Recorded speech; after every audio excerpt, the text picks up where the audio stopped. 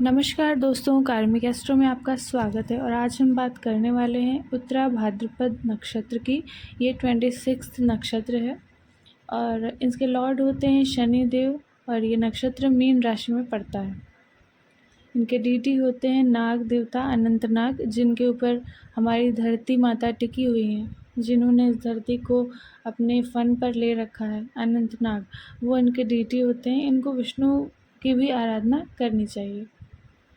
उत्तरा भाद्रपद नक्षत्र, इसका मतलब ऐसे निकाला जाता है कि ये बहुत ब्लेस्ड होते हैं, मतलब इनके ऊपर ईश्वर की अलग से ही एक कृपा होती है, मतलब बहुत ब्लेस्ड पीपल होते हैं इस नक्षत्र के लोग। इनकी लाइफ में फॉर्चून, विजडम और हैप्पीनेस, ये तीनों चीज़ें काफ़ी भर भर के दी गई होती हैं। और द मेन प्लैनेट इन और इस नक्षत्र का सिंबल होता है क्योंकि ये लास्ट नक्षत्र है, 26 नक्षत्र है, इसके बाद एक लास्ट है रेवती। तो इस नक्षत्र का एक सिंबल देखा गया है कि मृत्युशैया का जो आखिरी 2 पाया होता है, उससे इसके सिंबल को डिनोट किया जाता है। मीन्स आपने पूरी लाइफ की जर्नी को अपने कंप्लीट कर लिया है और अब आप मोक्ष से बस एक कदम दूर हैं।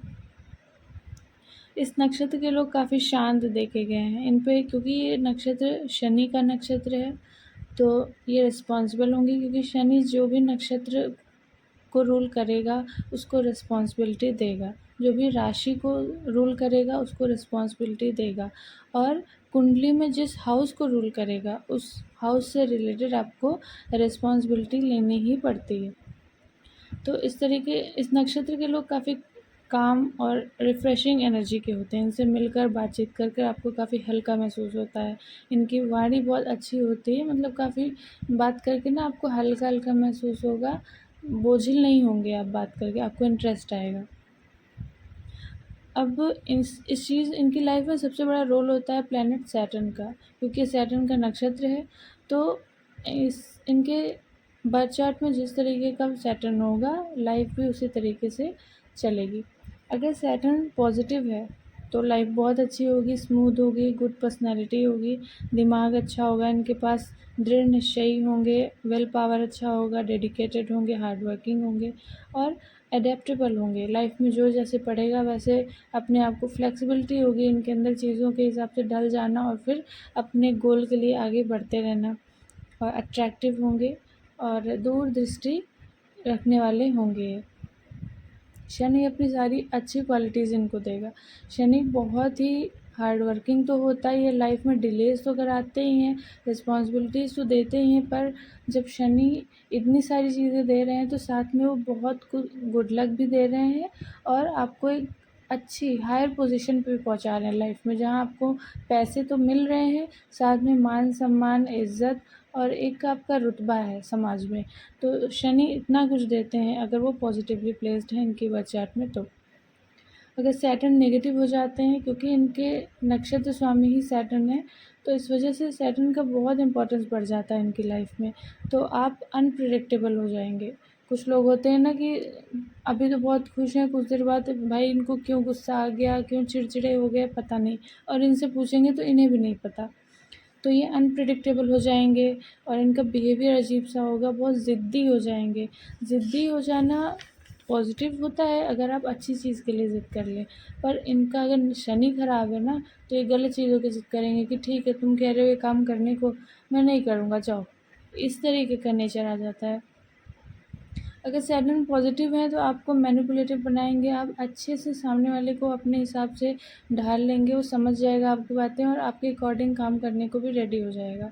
पर ये अगर नेगेटिव हो गया तो आप मैनिपुलेट करने की कोशिश करेंगे और सामने वाला समझ जाएगा, और जब आप मैनिपुलेट करने की कोशिश करते हैं और सामने वाला समझ जाता है तो ये वर्स्ट सिचुएशन हो जाती है, क्योंकि वो फिर आपको बहुत बुरा समझने लगता है। उसको लगता है कि आप उसे अपने अकॉर्डिंग चलाना चाह रहे हो, आप उससे अपने मन की करवाना चाह रहे हो, चीज़ें वहाँ पर ख़राब हो जाती हैं। और इनके अंदर भी विल पावर होगा, पर गलत चीज़ों को लेके होगा। और ये जस्टिस में बिलीव नहीं रखते हैं, इनको होता है कि जो अपना है उसको मुझे आगे बढ़ाना है। अगर नेगेटिव हो गया, अगर पॉजिटिव सैटर्न है तो वो तो न्याय के देवता है, फिर वो जस्टिस के अकॉर्डिंग ही काम करते हैं, अपना पराया नहीं देखते। अच्छा सैटर्न है तो व्यक्ति दयालु होगा, मासूम होगा और लाइफ में बहुत एक्सपीरियंस गेन करेगा। और अगर नेगेटिव हो गया तो आलस और इमोशनल होंगे, बहुत ज़्यादा इमोशनल हो जाएंगे और कंट्रोल नहीं होगा, किसी के भी सामने अपना दुख रोने लगेंगे। तो इस तरीके की चीज़ें इनके साथ होने लगती हैं।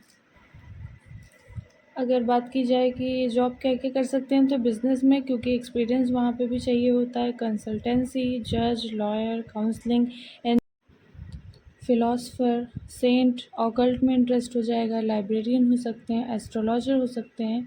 और वहीं बात की जाए इनके मैरिटल स्टेटस की, तो बहुत अच्छी मैरिज लाइफ होती है, स्पाउस काफ़ी कैपेबल होते हैं, काफ़ी हेल्पफुल होते हैं, सपोर्ट करने वाले और रिलीजियस होते हैं।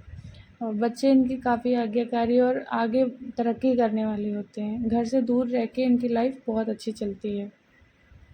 इनकी लाइफ में फ़ादर से थोड़ा सा कम इनको अटैचमेंट होता है, शायद वो बहुत स्ट्रिक्ट होंगे या कुछ और रीज़न होगा, थोड़ा दूरी रहती है। हेल्थ इश्यूज़ में कहा जाए तो इनको स्टमक रिलेटेड इश्यूज़ ज़्यादा देखे गए हैं और हेल्थ को लेकर ये केयरलेस भी होते हैं। इंडाइजेशन, बोन, टीवी और हर्निया जैसी प्रॉब्लम्स इनको आ सकती हैं। अगर बात की जाए इस नक्षत्र के पुरुषों के बारे में, तो काफ़ी आलसी देखे गए हैं। स्त्री के सहयोग पाने पर वो और भी तरक्की कर लेते हैं, सुखी होते हैं, शत्रुहंता, धैर्यवान, चतुर और लोकप्रिय, विद्वान और बातचीत में माहिर। और स्त्रियों की बात की जाए तो पतिव्रता, पुत्रवान, सुखी और लोकप्रिय, समाज के लोगों के काम आने वाली और विद्या में निपुण और क्षमाशील होती हैं, लोगों को माफ़ कर देने वाली, बड़ा दिल होता है उनका। अब बात करते हैं 4 चरण के बारे में। तो अगर आपका जन्म इस नक्षत्र के पहले चरण में हुआ है तो आपका जीवन राजसी होगा, राजसी ऑरा होगा, एम्बिशियस लाइफ जीते होंगे। अगर दूसरे चरण में आपका जन्म हुआ है तो आप बहुत यंग लुकिंग होंगे, आप मतलब उम्र से हमेशा छोटे ही दिखते होंगे, आप नॉलेजेबल हैं और नई-नई चीज़ें सीखने में आपकी रुचि है। अगर तीसरे चरण में आपका जन्म हुआ है तो आप बहुत ही खुश दिल हैं और ओपन माइंडेड हैं और दिल बड़ा है आपका, आप लोगों के लिए दान करने में, उनके लिए कुछ करने में आपको खुशी मिलती है।